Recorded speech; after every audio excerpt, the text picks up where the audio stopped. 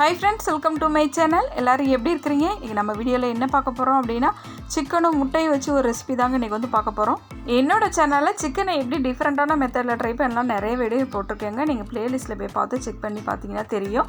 அதோட வீடியோ லிங்க்கே வந்துட்டு கீழ டிஸ்கிரிப்ஷன் பாக்ஸ்ல தரேன். நீங்க செக் பண்ணி பாத்துக்கோங்க. நாம செய்யற இந்த சிக்கன் முட்டை ரெசிபி வந்து பாத்தீங்கன்னா பிரியாணியோட வச்சு சாப்பிடுறதுக்கு ரொம்பவே வந்து டேஸ்டா இருக்கும். அது எப்படி செஞ்சோங்கறத வாங்க இப்ப வீடியோல போய் பாத்துருவோம். இந்த ரெசிபி செய்கிறதுக்காக வந்து பார்த்திங்கன்னா 200 கிராம் வந்துட்டு சிக்கன் எடுத்திருக்கேன். அது மஞ்சத்தூளும் கொஞ்சமாக உப்பு சேர்த்துட்டு நல்லா வாஷ் பண்ணி எடுத்துக்கோங்க. நாம் எடுத்திருக்க இந்த சிக்கன் வந்துட்டு பார்த்திங்கன்னா ஃபுல்லாக போனஸ் சிக்கனாக இருக்க மாதிரி வந்துட்டு பார்த்து எடுத்துக்கோங்க. சிக்கன் வந்துட்டு சுத்தமாக ஸ்மெல் இல்லாமல் எப்படி வாஷ் பண்ணுறது அப்படிங்கிறது நான் ஏற்கனவே ஷார்ட்ஸ் வீடியோ போட்டிருக்கேன். நீங்கள் அதில் போய் கூட வந்து பார்த்து செக் பண்ணிக்கோங்க. மிக்சிங் பவுல் ஒன்று எடுத்துக்கோங்க. அதில் நம்ம வாஷ் பண்ணி வச்சுருக்க சிக்கன் எல்லாத்தையும் இதில் வந்துட்டு சேர்த்துருங்க, தண்ணி எதுவும் இல்லாத அளவுக்கு. இதோட மஞ்சத்தூள் வந்து பார்த்திங்கன்னா ஒரு பிஞ்ச் அளவு சேர்த்துக்கோங்க, ரொம்பவே வந்துட்டு சேர்க்க வேணாம். மிளகாத்தூள் வந்து பார்த்திங்கன்னா ஒரு 3/4 டீஸ்பூன் அளவுக்கு இதோட வந்துட்டு மிளகாத்தூள் வந்துட்டு சேர்த்துருங்க. நான் இன்றைக்கி சேர்க்குற மிளகாத்தூள் வந்து தனி மிளகாத்தூள் தான் சேர்த்துருக்கேன். இஞ்சி பூண்டு பேஸ்ட்டு ஒரு 1/2 டீஸ்பூன் அளவுக்கு இதோட சேர்த்துக்கோங்க. இந்த சிக்கனுக்கு தேவையான அளவு உப்பு சேர்த்துக்கோங்க. லெமன் வந்து பார்த்திங்கன்னா ஒரு டீஸ்பூன் அளவுக்கு இதோட வந்துட்டு புழிஞ்சிக்கோங்க. நம்ம சேர்த்துருக்க இந்த மிளகாத்தூள் இஞ்சி பூண்டு பேஸ்ட் எல்லாம் இந்த சிக்கனோட கோட் ஆகிற அளவுக்கு நல்லா இந்த மாதிரி வந்துட்டு நல்லா மிக்ஸ் பண்ணி விட்டுருங்க. இதை மிக்ஸ் பண்ணி வச்சதுக்கப்புறம் ஒரு 1/2 அன் ஹவர் வந்துட்டு நல்லா ஊறணுங்க. அப்போ தான் நம்ம போட்டிருக்க இந்த மசாலா எல்லாமே இந்த சிக்கனோட நல்லா ஊறி இருக்கும். அதனால் வந்துட்டு பார்த்திங்கன்னா ஒரு மூடி போட்டு இந்த மாதிரி வந்து மூடி வச்சுருங்க. ஒரு 1/2 மணி நேரம் கழிச்சதுக்கப்புறம் இது எப்படி இருக்குங்கிறத பார்ப்போம். சிக்கன் நம்ம வந்து பார்த்திங்கன்னா ஊற வச்சு கரெக்டாக வந்துட்டு ஒரு 1/2 மணி நேரம் ஆயிடுச்சு. இங்கே பாருங்கள் இந்த மாதிரி தான் இருக்கும். இப்போ வந்துட்டு ஒரு கடாய் எடுத்துக்கோங்க. இதில் வந்துட்டு 1 டீஸ்பூன் அளவுக்கு எண்ணெய் ஊற்றிக்கோங்க. ரொம்ப எண்ணெய் சேர்க்க வேணாம், 1 ஸ்பூன் அளவுக்கு மட்டும் இதோட சேர்த்துக்கோங்க. சேர்த்துட்டு நம்ம ஊற வச்சுருக்க சிக்கனை வந்துட்டு இதோட வந்துட்டு சேர்த்துருங்க. அடுப்பை வந்துட்டு மீடியம் ஃப்ளேம்லேயே வச்சுக்கோங்க, ஹை ஃப்ளேம் வந்து வைக்க வேணாம். மீடியம் ஃப்ளேம்லேயே வச்சுட்டு இதை நல்லா வந்துட்டு 1 நிமிஷம் இந்த மாதிரி வந்துட்டு நல்லா வதக்கி விட்டுருங்க. 1 நிமிஷம் ஆனதுக்கப்புறம் நம்ம ஏற்கனவே சிக்கன் ஊற வச்சுருக்கோம் பார்த்தீங்களா, அந்த பாத்திரத்தை வந்துட்டு கொஞ்சமாக தண்ணி சேர்த்து இந்த மாதிரி மிக்ஸ் பண்ணிவிட்டு அதில் வந்து அந்த தண்ணி இதில் வந்துட்டு சேர்த்துருங்க. நம்ம சிக்கன் வேகிற அளவுக்கு மட்டும் தண்ணி சேருங்க. இதில் வந்துட்டு ரொம்ப தண்ணி சேர்க்க வேணாம். நான் சின்ன டம்ளரில் 1 டம்ளர் அளவுக்கு தண்ணி இதோட வந்துட்டு சேர்த்துருக்கேங்க. இப்போ இதை நல்லா வந்துட்டு ஒன்றா மிக்ஸ் பண்ணி விட்டுட்டு இதை மூடி போட்டு மூடி வச்சுருங்க. கரெக்டாக வந்துட்டு ஒரு 5 நிமிஷம் மீடியம் ஃப்ளேம்லேயே வேகட்டும். இந்த சிக்கன் வெந்துட்டு இருக்க சமயத்தில் இந்த சிக்கனோட சேர்க்கறதுக்கு ஒரு மசாலா ரெடி பண்ணிக்கலாங்க. ஒரு மிக்சிங் பவுலில் வந்துட்டு 1 டீஸ்பூன் அளவுக்கு கார்ன்ஃப்ளவர் மாவு இதோட சேர்த்துக்கோங்க. நான் கரம் மசாலா வந்து பார்த்திங்கன்னா ஒரு 1/2 டீஸ்பூன் அளவுக்கு சேர்த்துருக்கேன். இதை கொஞ்சமாக வந்துட்டு தண்ணி சேர்த்துட்டு நல்லா வந்துட்டு மிக்ஸ் பண்ணி விட்டுருங்க, கட்டி எதுவும் இல்லாத அளவுக்கு.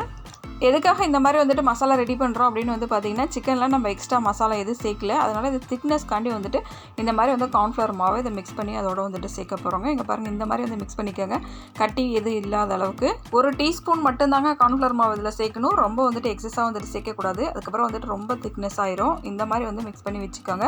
இப்போ கரெக்டாக வந்து பார்த்திங்கன்னா ஒரு 5 நிமிஷம் ஆயிடுச்சு. இப்போ நம்ம வந்து ஓப்பன் பண்ணி பார்ப்போம் நம்ம வேக வச்ச சிக்கன் எப்படி இருக்குன்னு சொல்லிட்டு. நம்ம ஊற்றிருந்த தண்ணி வந்து பார்த்திங்கன்னா 3/4 வாசி வந்து ட்ரை ஆயிடுச்சு. இந்த ஸ்டேஜில் வந்துட்டு பார்த்திங்கன்னா கார்ன்ஃப்ளவர் மிக்ஸை இதோட வந்துட்டு சேர்த்துருங்க. நம்ம கார்ன்ஃப்ளவர் மாவு வந்து சேர்த்ததுக்கப்புறம் வந்து 1 நிமிஷத்துலேயே வந்துட்டு நல்லா நமக்கு வந்து திக்னஸாக வரும். நம்ம கிரேவி ஸ்டேஜுக்கு வந்துட்டு இருக்கும்.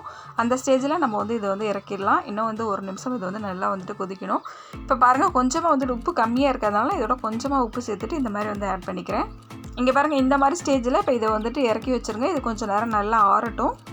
இந்த சிக்கனை நம்ம வந்து கோட் பண்ணி பொரிக்கிறதுக்காண்டி நான் வந்துட்டு 2 முட்டை எடுத்துருக்கேங்க. அந்த 2 முட்டையும் நல்லா இந்த மாதிரி வந்து மிக்ஸ் பண்ணி அடித்து எடுத்து வச்சுக்கோங்க.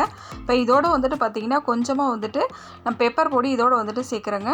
நான் சேர்க்குற இந்த பெப்பர் பவுடர்லேயே வந்துட்டு பார்த்திங்கன்னா மிளகாத்தூள் உப்பு வந்துட்டு மிக்ஸ் பண்ணி வச்சுருக்கேன். நீங்கள் வெறும் பெப்பர் பவுடர் சேர்க்குறதா இருந்தால் இது எல்லாமே வந்துட்டு கொஞ்சம் கொஞ்சமாக வந்துட்டு சேர்த்துக்கோங்க.